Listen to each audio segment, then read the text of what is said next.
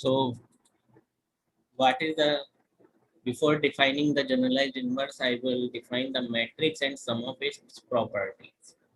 A matrix can be defined as a collection of number of items or functions related in some manner, which are arranged in a number of rows or a number of columns. In mathematics or statistics, the matrix is generally taken as the collection of real or complex numbers arranged in the rows and columns. A matrix having m rows and n columns is called as a matrix of order m cross n. If number of rows and number of columns of matrix are equal, that is m is equals to n, then it is called as square matrix. Otherwise, it is called as rectangular matrix.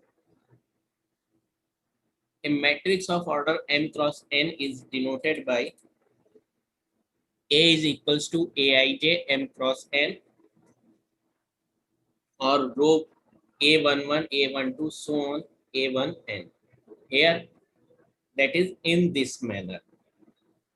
Here, A11 represents the first element of first row and the element of first row and first column. A12 denotes the element of first row, second column. Similarly, Aij represents the element of ith row and jth column, and so on. Amn represents the element in mth row and nth column of the matrix. Then we come to the transpose of a matrix. If rows and columns of the matrix are interchanged, then resulting matrix is called as transpose of a matrix. The transpose of matrix is denoted by A dash or AT. If A is represented as A is equals to Aij m cross n, and its row elements are A11, A12, A1j, A1n, A21, A22, A2j, so on, A2n up to Amn, then its transpose will have element in first row as A11, A21, AI1, so on, Am1.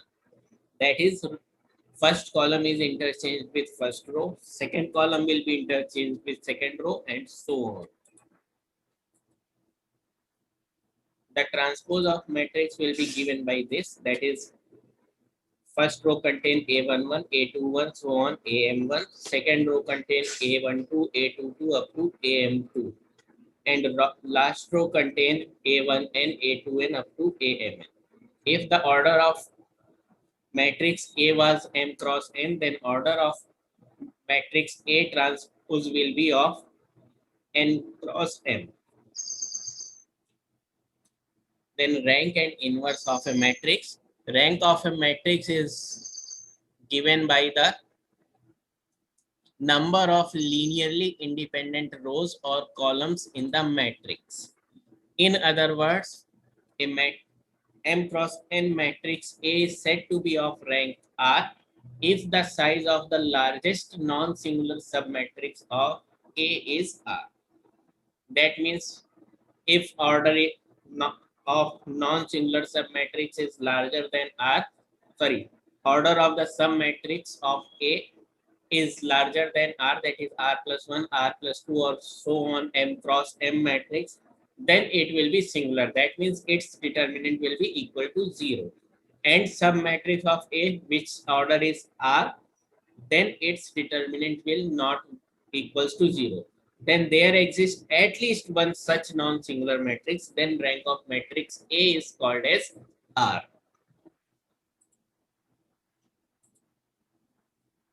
That the rank of matrix can be easily obtained by converting it into the diagonal form or echelon form using elementary row and elementary column operations. Rank of a matrix is denoted by RA or row A. Inverse of matrix. If A be a non-singular matrix, that means its determinant is not equal to 0. Then there exists another non-singular square matrix B of same order, which is of A. such that AB is equals to BA is equals to identity matrix. Then matrix B is called as inverse of matrix A, and it is denoted by A inverse or A to the power minus 1. Some results related to inverse rank and transpose of the matrix. Let A and B be two matrices and small a and small b be the two scalars. Then the transpose of A into capital A is equals to small a into transpose of matrix A. That means if a matrix is multiplied by scalar and then transpose, then it will be similar as transpose is multiplied with the same scalar.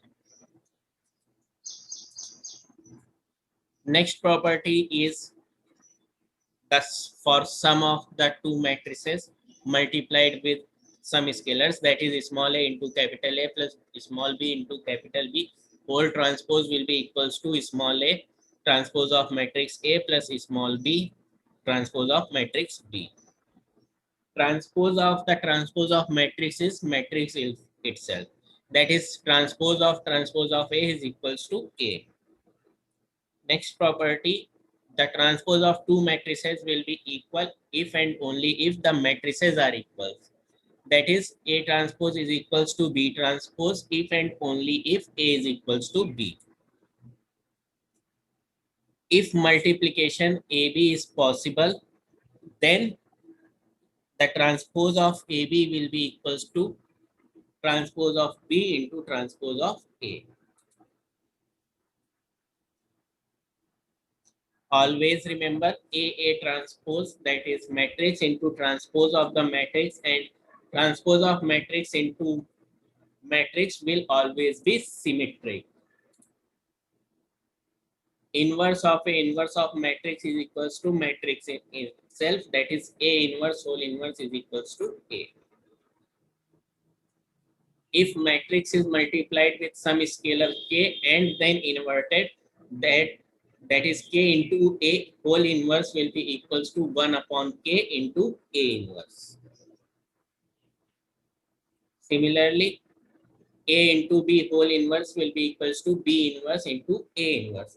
That means whether we take transpose of multiplication or inverse of the multiplication, then order will be changed if brackets are open.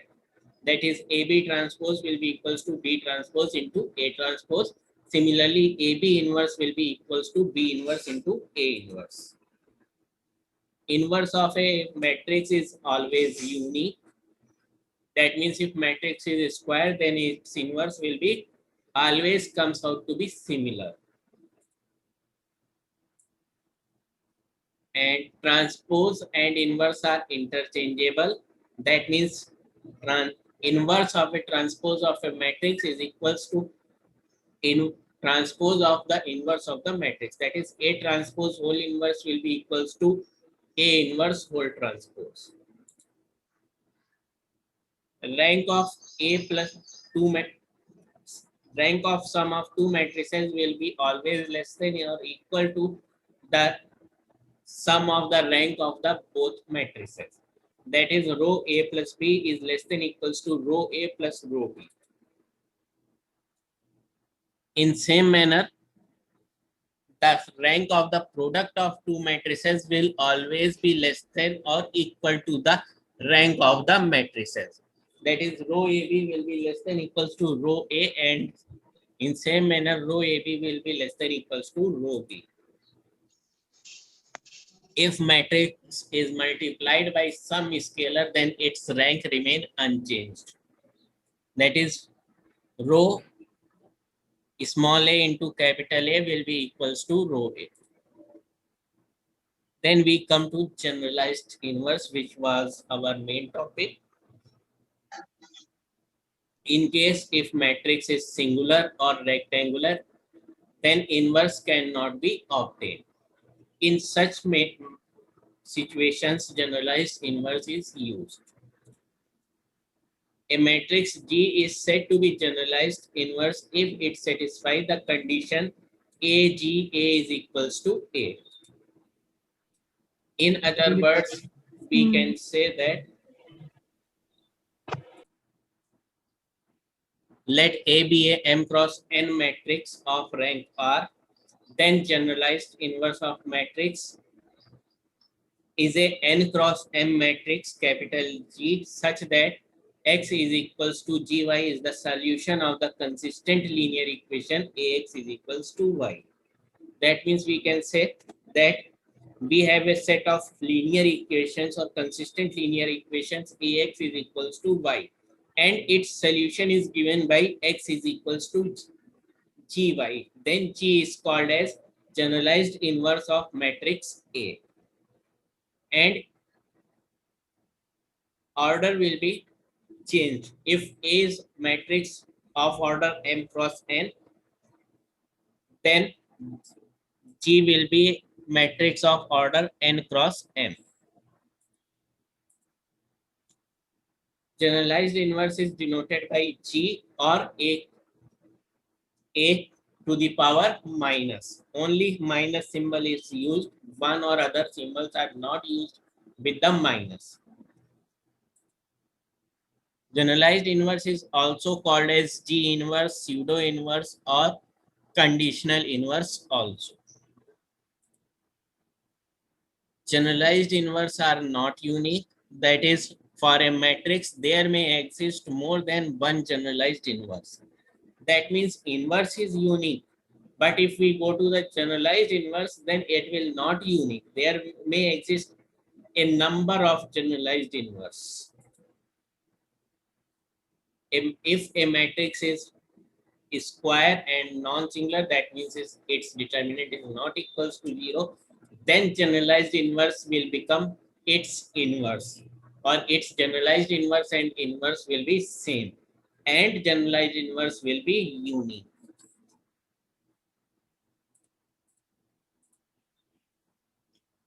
Now, how we obtain the generalized inverse of the matrices? So there are several methods, among which first method is let A be a M cross N matrix of rank R. Then we can partition matrix A in following manner.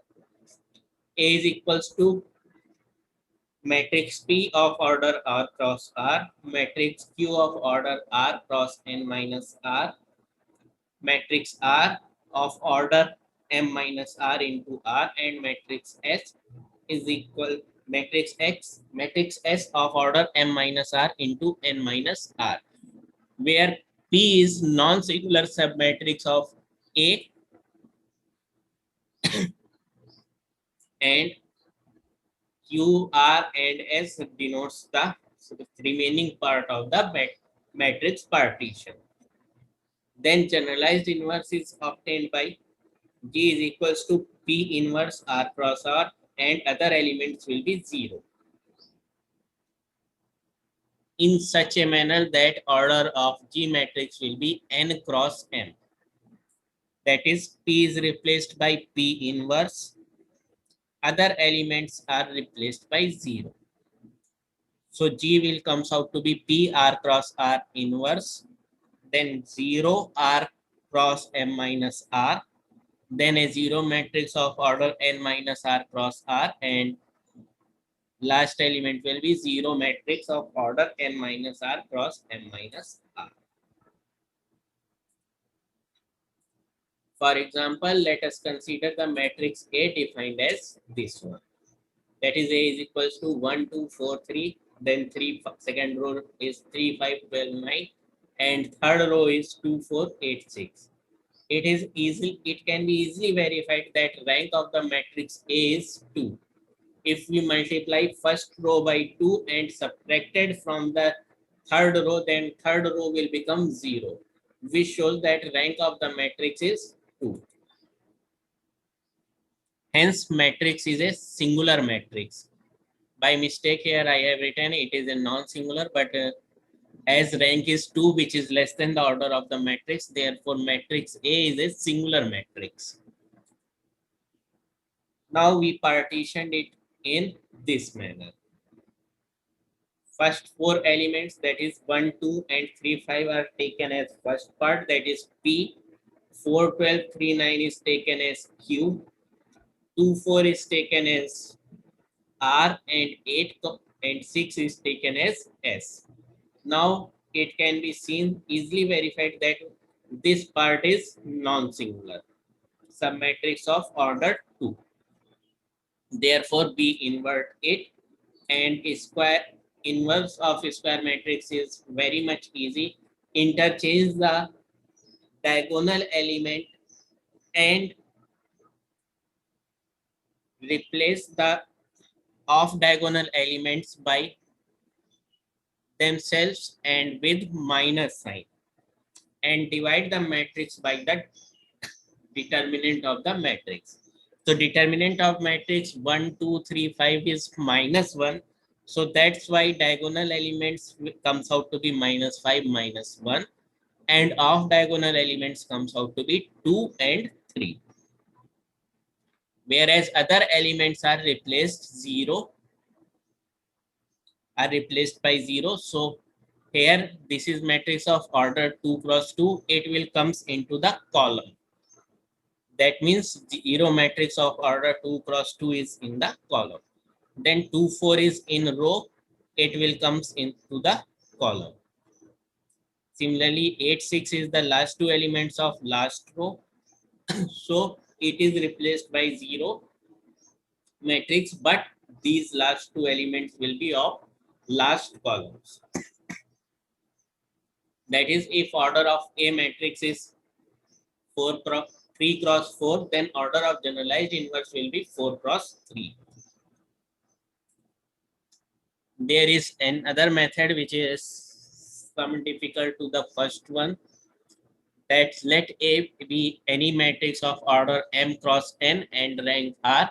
Then we can obtain two square matrices P and Q such that P AQ is equals to matrix delta equals to this matrix, where D is a diagonal matrix and other elements of the matrix is 0. Then generalized inverse of A can be easily obtained by using the relation G is equals to P into generalized inverse of delta into Q, which is equals to P into D inverse into Q. Other elements of the matrix where D inverse exists are 0. It is very much easy to obtain P and Q. For this, start with the equation Im into A into In is equals to A. As order of A is m cross n, therefore the matrix multiplied on left will be of order m cross n, and identity matrix multiplied on the right will be of order n cross n. Then apply elementary row and column operations on matrix A on the right hand side in such a manner that it will become diagonal matrix. Same operations will be performed over these two identity matrix. Row operations will be performed on matrix I of order m cross m, and column operations will be performed on the identity matrix on the right hand side, that is I n cross n. Then it will give the equation PAQ is equals to delta. Then since D is a diagonal elements, its inverse will be the inverse of the elements. For example, we can take the similar matrix one which we have taken into the previous example. Then it can be written in following matrix. Its order is 3 cross 4. So order of identity matrix multiplied on the left is 3 cross 3, and order of matrix which is post multiplied to A is of order 4 cross 4. Now we apply these three operations. Second row, sorry, these two operations. Second row is replaced by R2 minus 3R1, and third row is replaced by R3 minus 2R1, which will give this equation. The same operation is performed on the matrix on the left hand side, that is pre-multiplied with A. So the matrix on the right hand side, that is A matrix on the right hand side, is changed in this manner. Now we eliminate the elements in the column. So we apply three operations. C2 is replaced by C2 minus 2C1, C3 is replaced by C3 minus 4C1, and C4 is replaced by C4 minus 3C7. It will give this matrix. So we obtain, it is here you can see these two elements in the diagonal places are 1 and minus 1, and other elements are 0. So it is a, so this one is a diagonal matrix D of order 2 cross 2, and other elements are 0. So we can say that it is of form PAQ is equals to delta. Now it is reduced into the form PAQ is equals to delta. So we can obtain del inverse easily, generalized inverse of delta, which is nothing but the transpose of the delta matrix.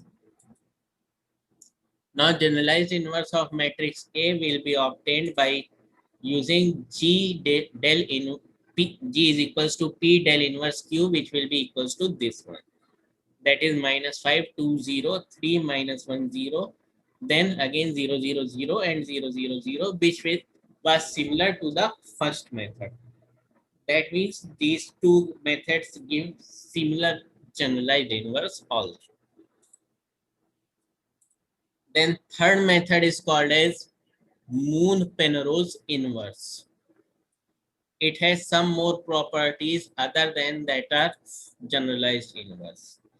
A matrix G is said to be Moore-Penrose inverse of matrix A if satisfy following condition. First one is similar to condition for generalized inverse, that is AGA is equals to A and GAG is equals to G. Second condition is GA is equals to G.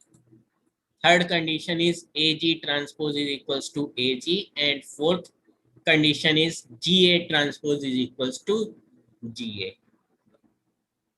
If these four conditions are satisfied by some generalized inverse G, then that generalized inverse is called as Moore-Penrose inverse. For obtaining Moore-Penrose inverse, following steps are used. First is obtain matrix A transpose A, then obtain characteristic equation for matrix A transpose A. Then using Cayley-Hamilton theorem, it can be written as B0 identity plus B1 A transpose A plus B2 A transpose A whole square, so on Bt A transpose A whole power t is equals to 0.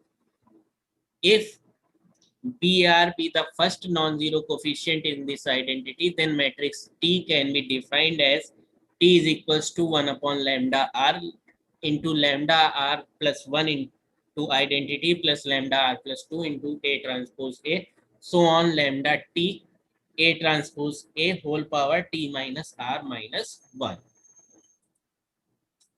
And the generalized inverse of matrix A can be defined as G is equals to T A transpose. For example, we can consider following matrix.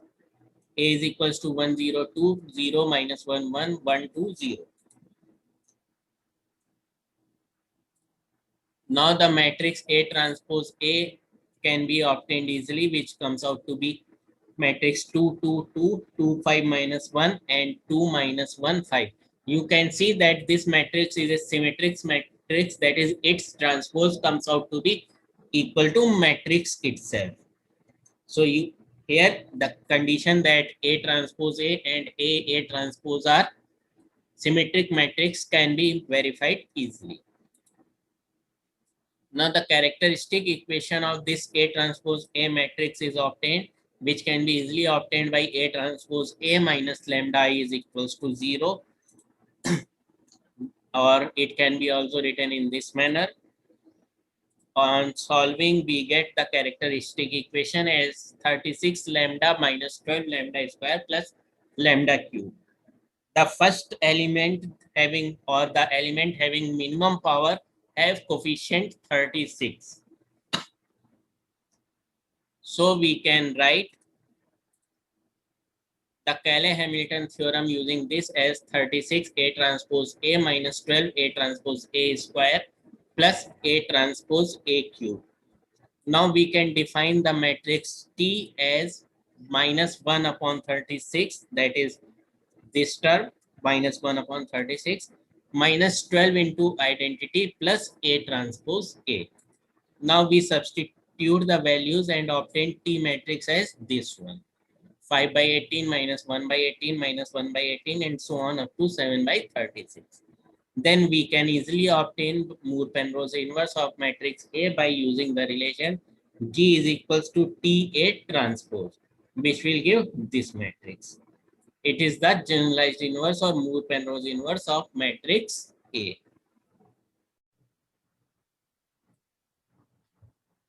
So what are the properties of generalized inverse? If A be any matrix, then the generalized inverse of A transpose will be equals to the generalized inverse transpose of the generalized inverse of A.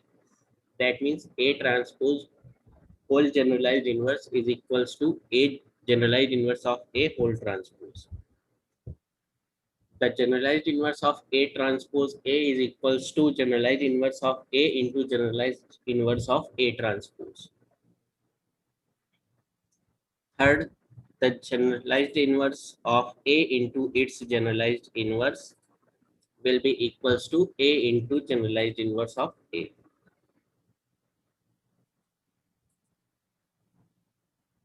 Similarly, generalized inverse of A into A's generalized inverse is equals to generalized inverse of A into A. If P and Q are two orthogonal matrices, then the generalized inverse of P into A into Q is equals to Q transpose generalized inverse of A into P transpose. If A is a non-singular matrix, then generalized inverse of A will be same as the inverse of the matrix. The rank of a generalized inverse of a matrix is equals to the rank of the matrix. That means the rank of generalized inverse and rank of the matrix will always be same.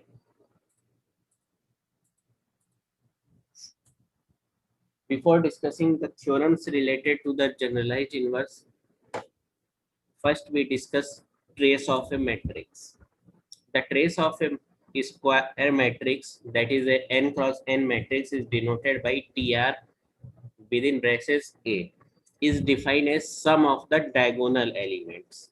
Whatever be the other elements, that may be zero, that may be integers, that may be decimal numbers, but that are not considered for the trace. For obtaining trace, only diagonal elements are summed. That is, trace of A is equals to summation I goes 1 to n AII.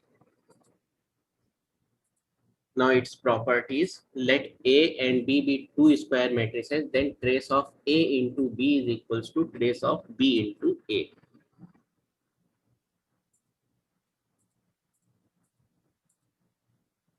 Similarly, if A and B are two square matrices, then trace of A plus B is equals to trace of A plus trace of B.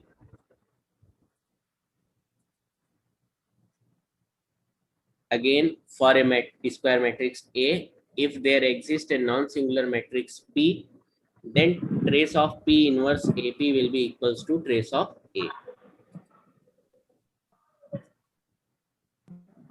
If lambda 1, lambda 2, lambda n be the eigenroot of matrix, then trace of A will be equals to summation I goes 1 to n lambda I. That means trace of matrix it can be written as sum of diagonal elements, and its value will also be equals to the sum of the eigenroots or characteristic roots. Trace of matrix and its transpose will be same, that is trace of A is equals to trace of A transpose, And if matrix is idempotent, that means A transpose A is equals to identity matrix, then trace of matrix will be equals to its rank.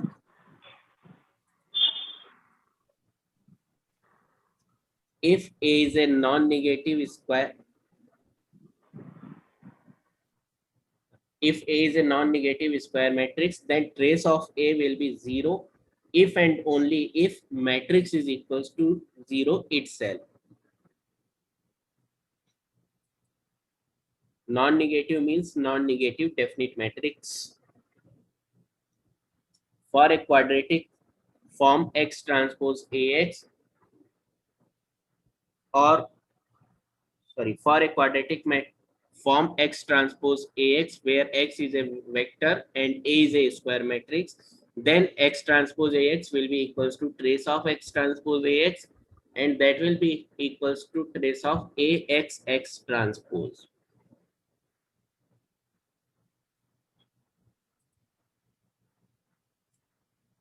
Now we come to the consistent equations. The linear equations, or you can say the set of linear equations Ax is equals to y, are said to be consistent if linear relationship existing among the rows of A also exist among the corresponding element of y. For example, first equation is written as A matrix is 1, 2, 4, 8, x vector is x1, x2, and y is 5, 10.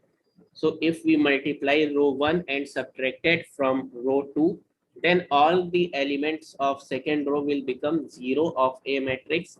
Same relationship exists in Y matrix. If we multiply this 5 by 2 and subtract it from 10, then we will obtain 0. So it is a set of a consistent linear equations.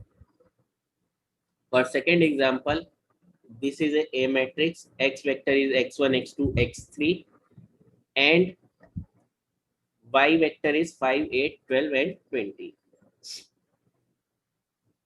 So here if we multiply row 1 by 2 and subtract it from second row, then some element remain.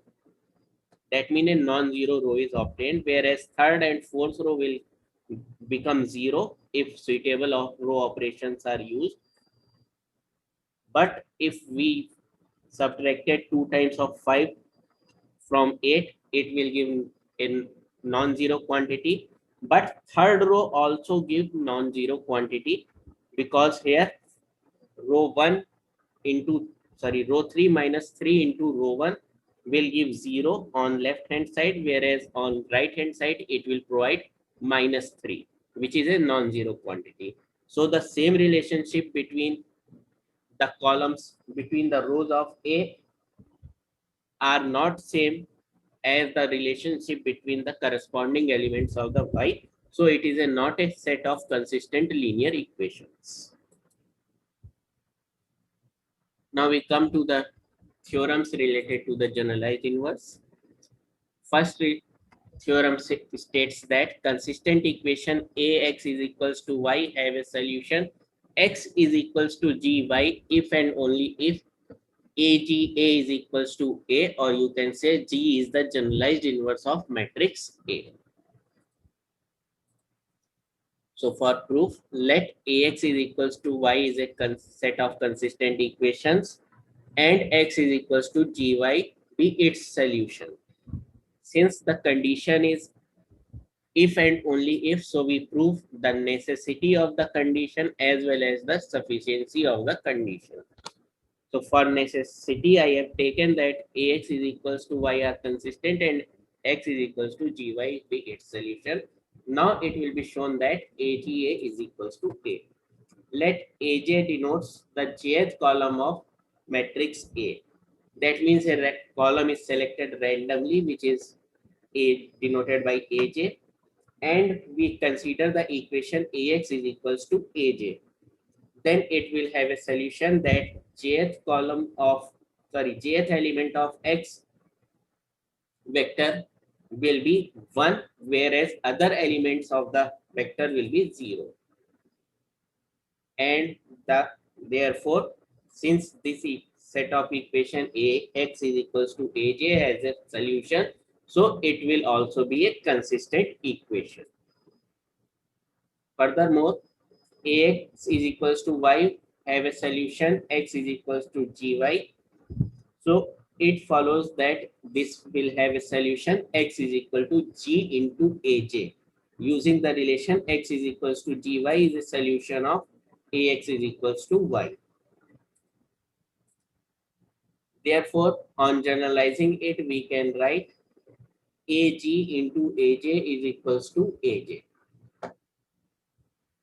That is, here ax is equals to aj is taken as equation and x is equal to g into aj is its solution. So in consistent equation, we replace x by g into aj. So ag aj equals to aj, and it will true for all values of j. That means we take first column of the matrix A, then first element of A x will be 1 and other elements of x will be 0. Similarly, if we take j is equals to 2, that is second column of matrix A, then x will become 0, 1 and other elements will be 0. So it is true for all values of j, that is for all columns of j. Hence, we can combine all the equations into one, that is ag is equals to a. Hence, the necessity of the theorem is proved. Now its sufficiency will be proved. So conversely, we let that the linear equations ax is equals to y are consistent and aga is equals to a. Now we prove that x is equals to gy. So for this this equation aga is equals to a is post multiplied by vector x, which gives ag ax is equals to ax. Now the linear equations ax is equals to y are consistent, so ax can be replaced from y. So it will give agy is equals to y, and if we compare it from ax is equals to y, so we obtain that x is nothing but equals to gy. So we can say that x is equals to gy is the solution of ax is equals to y. Now we come to that is therefore the sufficiency of the theorem is also proved. And now we come to the next theorem, which states that if A has a q columns and G be the generalized inverse of matrix A, then consistent equation Ax is equals to y will have a solution x1 is equals to gy plus Ga minus identity matrix into Z, where Z is an arbitrary vector of order same as x1 or order same as x. Then proof is very much easy. If G is a generalized inverse of A, we can write AGA is equals to A. Now AX is equals to Y are consistent, and therefore by previous theorem we can say that X is equals to GY is its solution. Now we can also have a solution x1 is equals to GY plus GA minus identity into Z. Now it is pre-multiplied by matrix A, which provides ax1 is equals to agy plus a into ga minus identity matrix into z. Now this a on the right hand side is taken into the braces, which will give ax plus aga minus a into z. Now using the relation aga is equals to a, we can put a in place of aga, which will give y plus a minus a into z.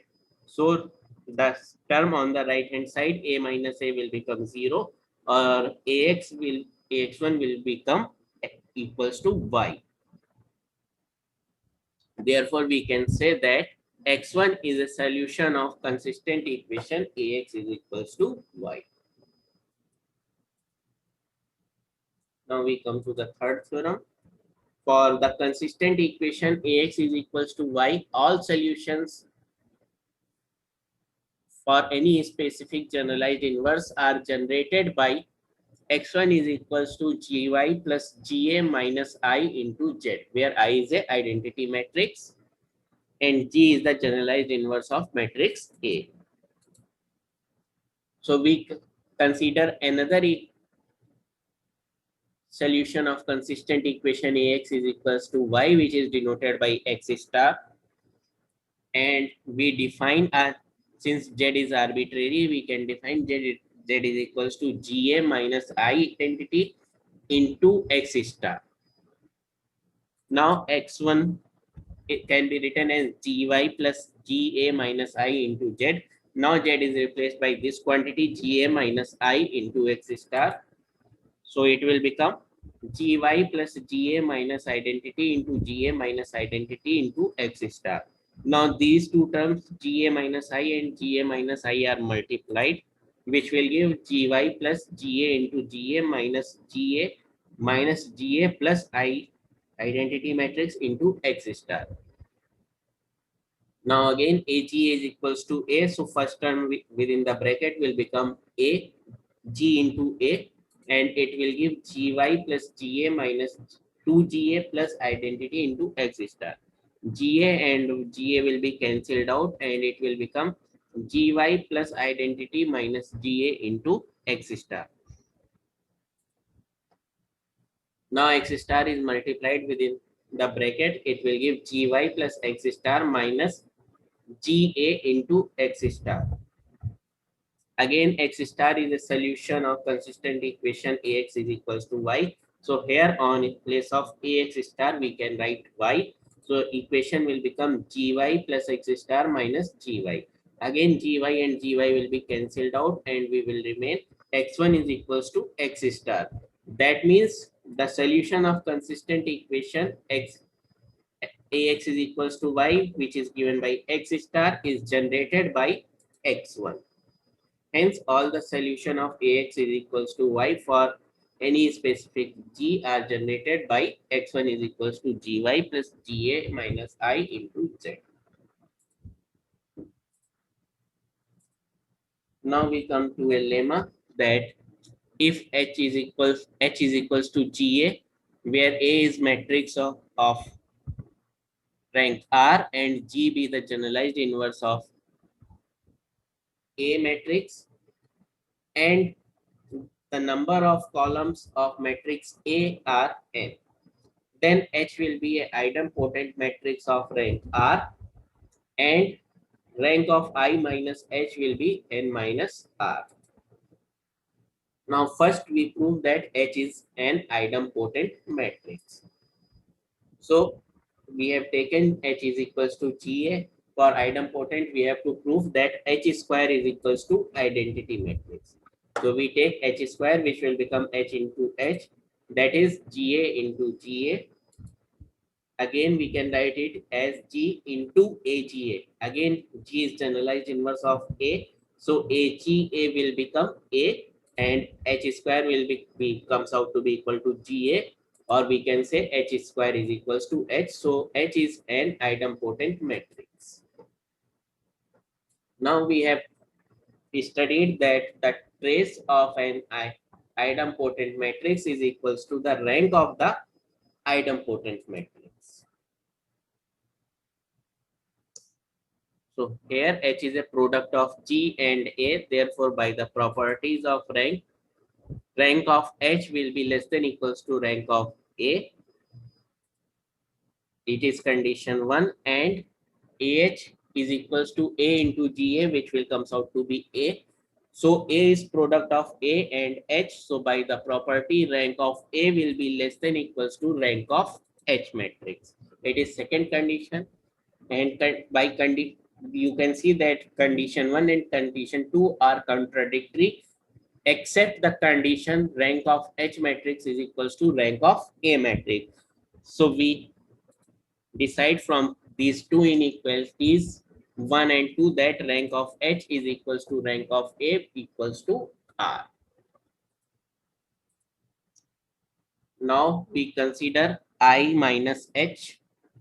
So I minus H whole square is equals to I minus H into I minus H, which will give I square minus H plus H square. So here H square is idempotent, so it will become H.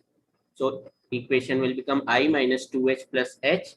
1h will be cancelled out, that is minus h plus h. So it will become I minus h. Hence, I minus h is also an idempotent matrix. Now, rank of I minus h will also be equals to trace of the I minus h by the property that rank of idempotent matrix is equals to the trace of idempotent matrix. And we have studied earlier another relation, that trace of A plus B is equals to trace of A plus trace of B. Using that, we can write it as trace of I minus trace of H. I is identity matrix, so it trace will always comes out to be the number of columns in the matrix. So trace of identity will be n, and trace of h is already obtained, that rank which will be similar to rank of h, which is equals to r. So rank of I minus h is equals to n minus r.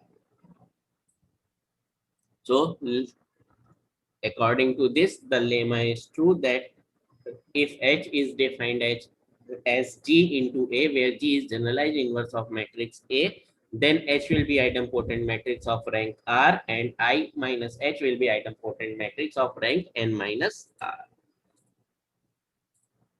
Now we come to another theorem which will be proved with the help of this lemma, that if A is a matrix of Q columns and rank R, and Y is a non-null vector, the number of linearly independent solution to the consistent equation Ax is equals to y is q plus r, q minus r plus 1.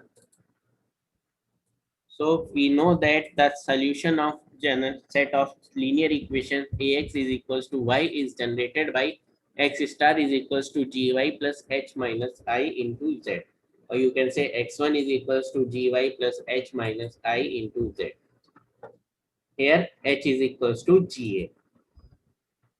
Now the rank of h minus I is q minus r. So there will be only q minus r arbitrary elements in the h minus a into z, and other r elements of the would be the linear combination of these q minus r elements. Therefore, there will be only q minus r linearly independent vectors in h minus I into z, and using that we can say that x1 will have only q minus r linearly independent solutions. Now for I is equals to 1 to q minus r, let xi star is equals to gy plus h minus I into zi be the linearly independent solutions. And x is equals to gy is also a solution of ax is equals to y, which is already proven. Now we show that this gy is independent of xi star or x star. So for it is proven with by contradiction. So we let that x is equals to gi depend upon xi star. That means x is equals to gy is generated by the xi star. Now we can write gy is equals to summation I goes 1 to q minus r lambda I xi star. Now we substitute the value of xi star, so gy will become summation I goes 1 to q minus r lambda I gy plus h minus a into zi. Now we can separate the terms into two parts, which gives gy is equals to gy into summation lambda I plus summation lambda I h minus I into zi. And on left hand side we can see that there is no term which contains zi. Therefore the term on the right hand side will also be 0. That means summation I goes 1 to q minus r lambda I h minus I into zi should also be equals to 0. But we have taken that h minus I into zi's are linearly independent. That is, these are the provides the q minus r solutions of the linear equation ax is equals to y. So these are linearly independent. So the term will become 0 if and only if lambda I will be equals to 0 using the condition of linear independence of vectors. So lambda I is equals to 0. Then all the term on the right hand side will become 0. Therefore, gy cannot be expressed as a linear combination of xi stars. Therefore, gy is a linearly independent of xi stars. Hence, it is another solution of ax is equals to y. So we have first q minus r plus 1 this solution. So the total number of linear independent solutions will be q minus r plus 1. Now we come to another theorem, that if x1 star, x2 star, dot dot dot, xs star be any s solutions to the consistent equation ax is equals to y, such that y is not equals to 0, then any linear combination of these s solutions, that is x star is equals to summation lambda I xi star, will also be a solution of ax is equals to y if and only if summation lambda I is equals to 1. So it is given that x star is equals to summation I goes 1 to s lambda I xi star, and xi star is a solution of ax is equals to y. Therefore, ax star is equals to y also for all s. Now we pre-multiply equation 1 by a, then it will give ax star is equals to summation, sorry, a summation lambda I xi star. We take a inside the summation sign, it will give ax star is equals to summation lambda I axi star. So ax star can be written as y, as x star is a solution of ax is equals to y. So axi star is equals to y, which is replaced in the equation. So it will give ax star is equals to y summation lambda.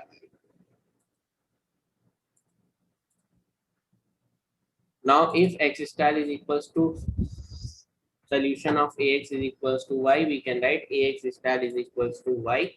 Now comparing equation 2 and 3, equation 2 is ax star is equals to y summation lambda I, and equation 3 is ax star is equals to y.